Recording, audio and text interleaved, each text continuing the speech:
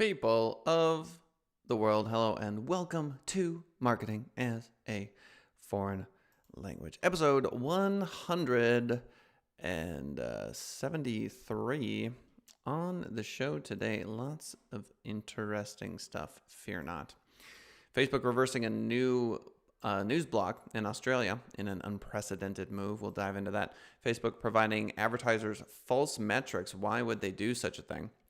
Have you ever seen thousands and thousands of impressions on Facebook ads and gone, yeah, this seems like garbage? Twitter stock rises, defying the market, but it doesn't rise by that much. YouTube update, see other channels your audience watches. This, of course, is interesting because you can collaborate with some of the other folks on the other channels. UFC, TikTok combine forces for a live show. We live in a completely new era. I'm finally diving in headfirst into Instagram, doing a lot of reels, and it has become obvious to me that the power of TikTok, Snapchat, Instagram is the power of the future.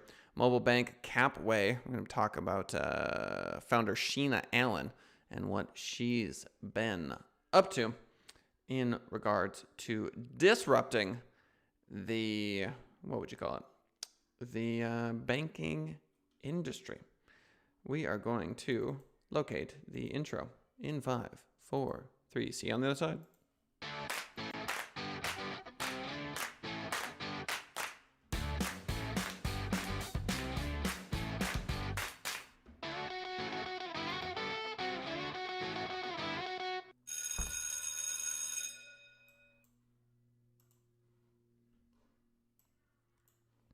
All right, so Facebook providing advertisers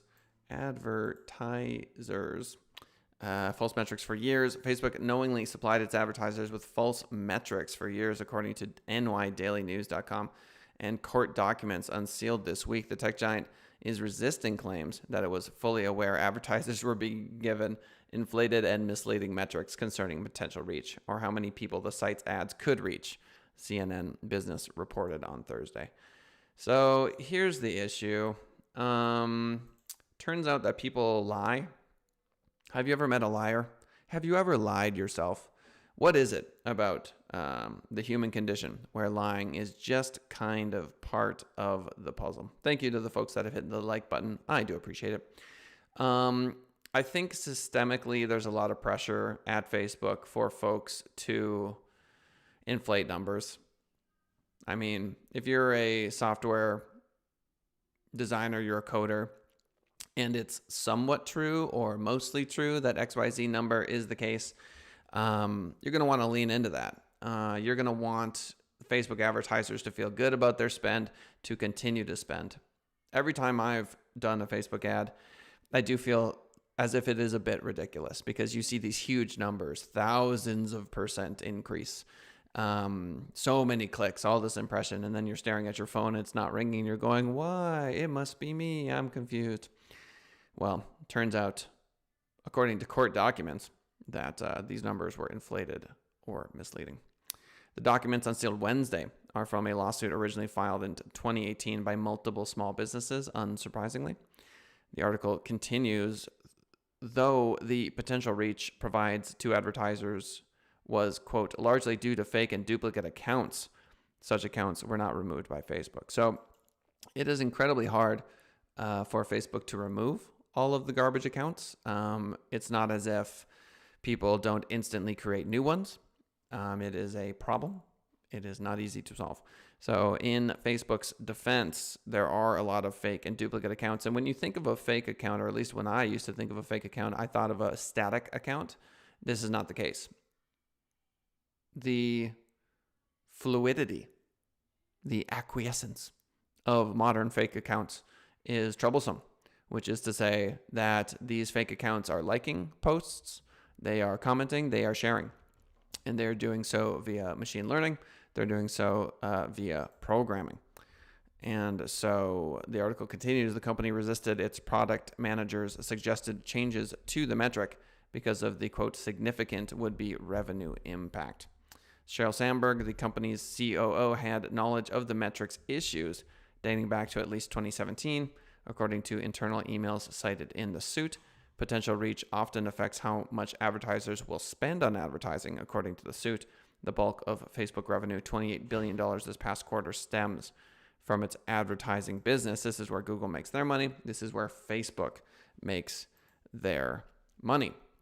So these are false metrics. They are based on the fact that this potential reach, one would assume that the reach itself is to real humans. And therein lies the problem. When it's not real people, when the likes aren't real, when the comments aren't real, there's no chance of you making real money.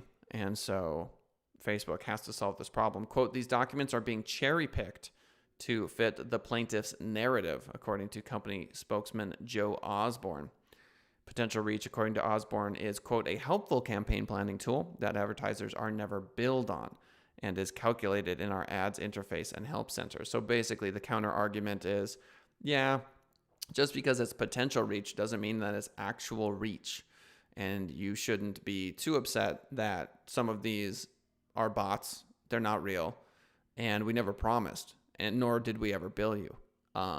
According to that, we billed you on per click or per view. But if there's a bot watching your video, so we would have to dive into what exactly the ads were and who clicked on them and or saw them, because I do believe there are Facebook options via video that's based on impressions. And do bots watch videos?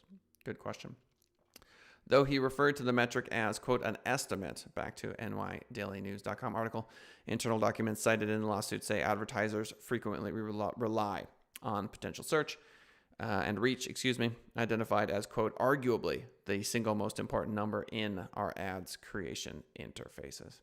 So this isn't the first time Facebook metrics have landed the company in hot water.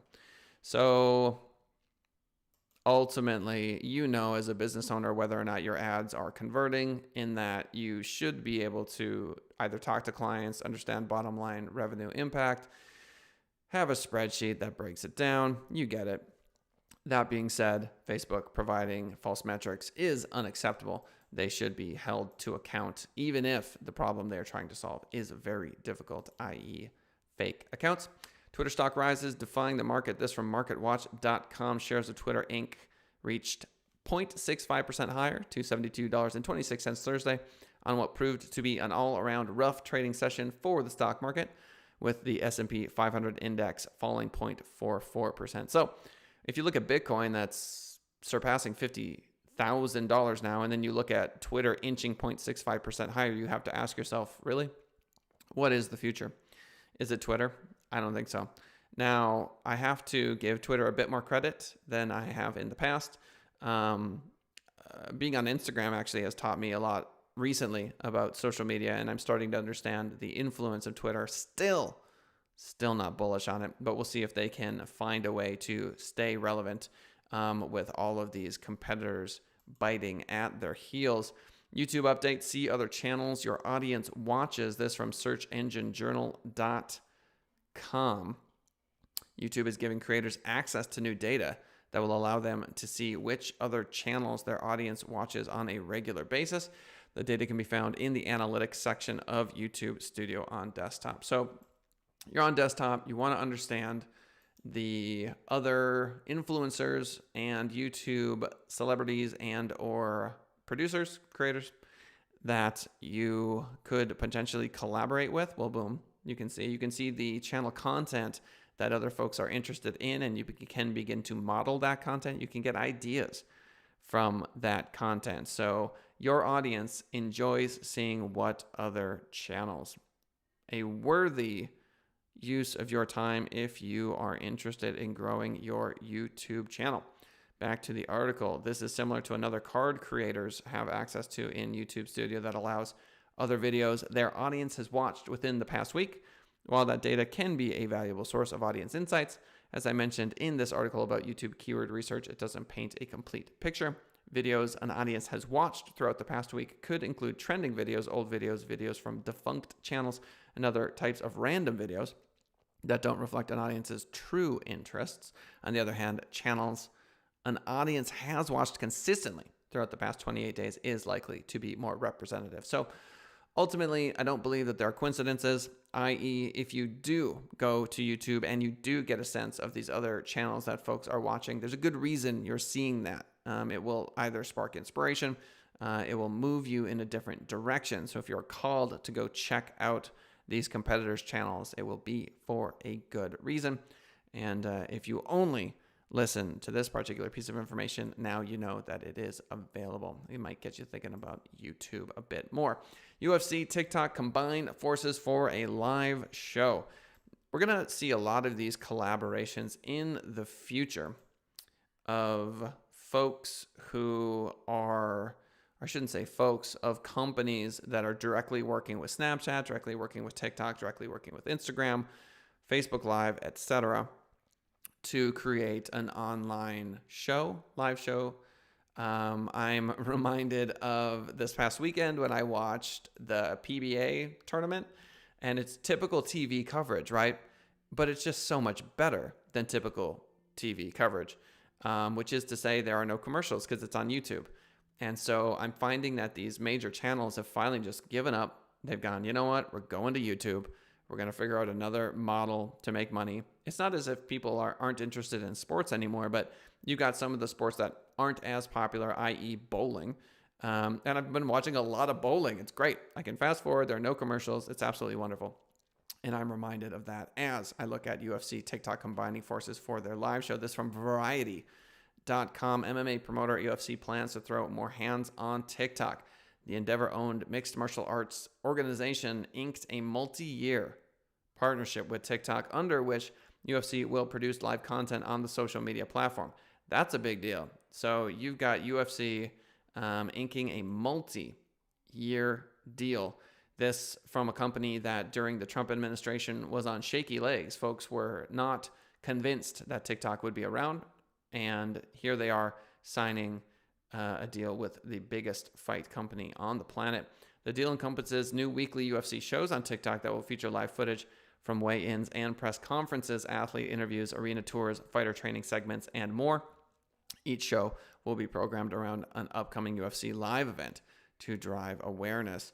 UFC is aiming to boost its existing TikTok follower base of over 7 million users on its official channels. According to the company, videos with the hashtag UFC have been viewed more than 8 billion times. I've been watching some of the content on YouTube, the free fights. They're very good, and I can see how that would slowly transition me to spending money with UFC. And obviously, they do see revenue from the number of views they're getting on YouTube.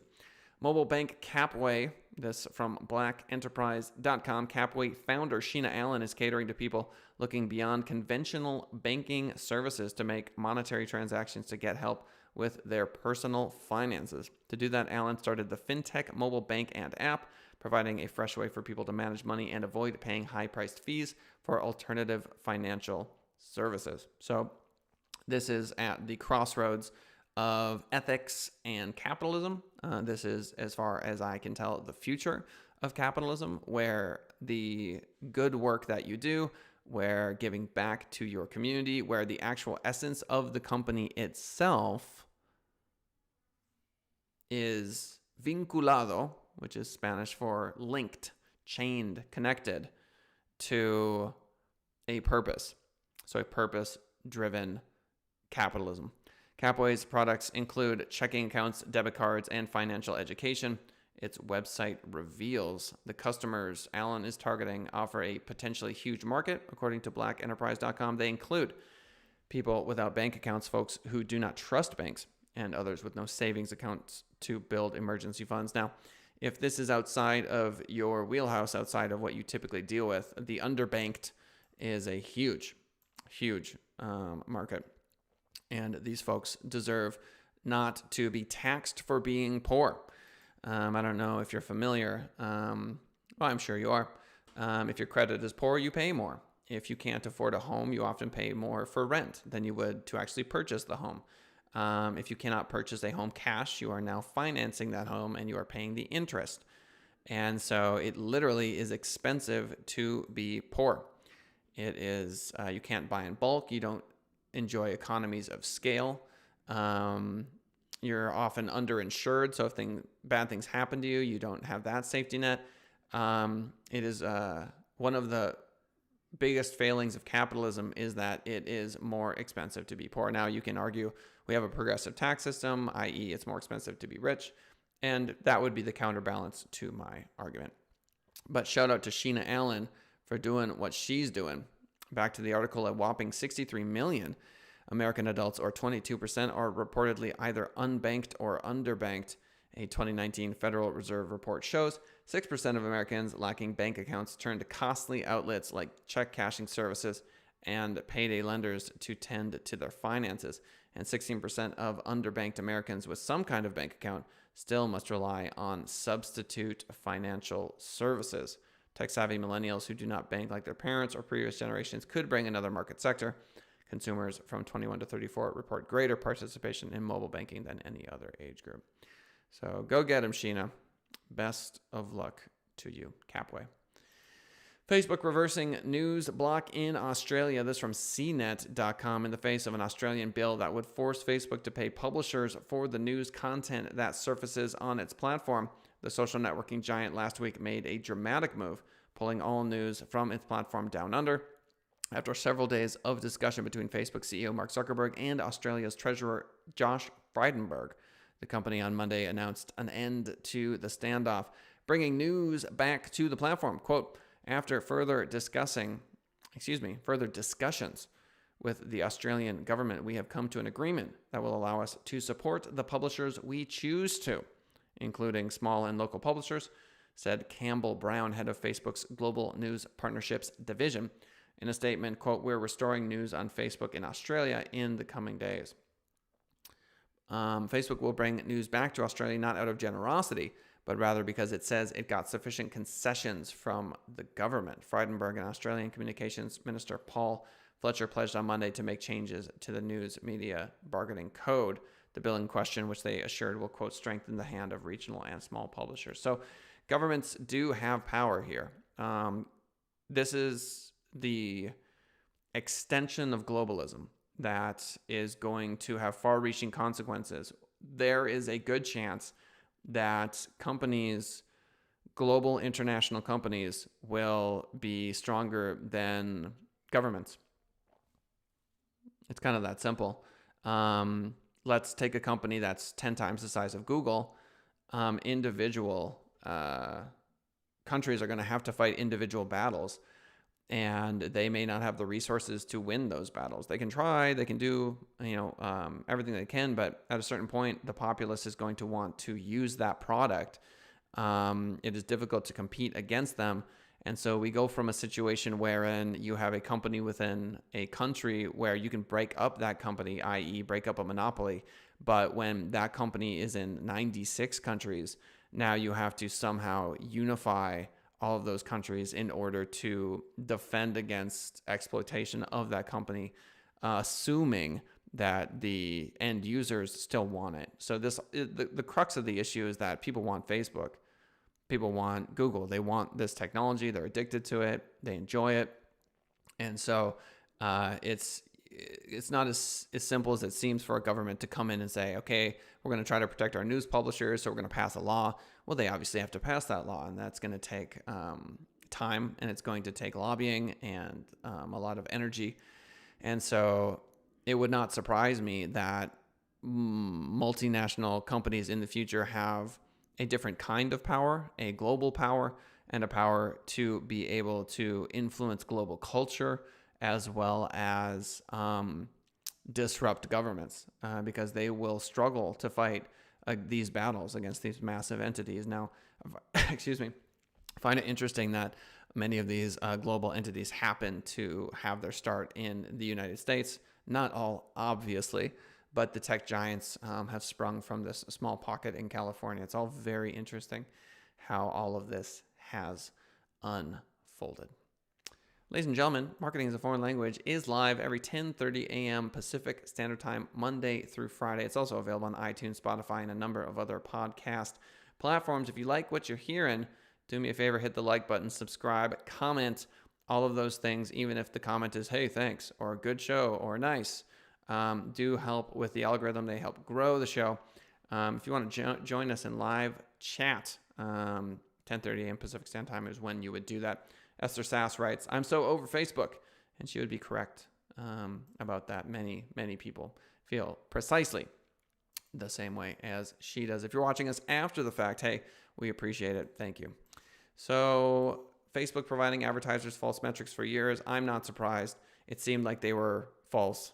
It seemed like the reach was ridiculous, and it turns out that it was. So my gut was correct on that one. Twitter stock rising. Yeah, okay, we'll see. YouTube updates, see other channels your audience watches. It's a neat little tool that's worthy of checking out on desktop, on YouTube. UFC, TikTok combining forces for a live show. Multi-year deal. This to me doesn't completely solidify the fact that TikTok's not going anywhere, but I don't think TikTok's going anywhere. Mobile bank Capway. Capway founder Sheena Allen doing the right thing, creating a company that's good for people, that's good for the economy, and ultimately an ethical step in the right direction. And Facebook reversing its news block in Australia, showing that the Australian government and governments around the world will continue to fight against Facebook, and that there are agreements to be met. We would have to dive into the details to understand exactly what those agreements are. Ladies and gentlemen, that's the show for today. I appreciate it as always. Hope you have a fantastic Tuesday or Wednesday or Thursday, depending on when you're listening to this. And we will see you hopefully tomorrow for the show. Bye for now.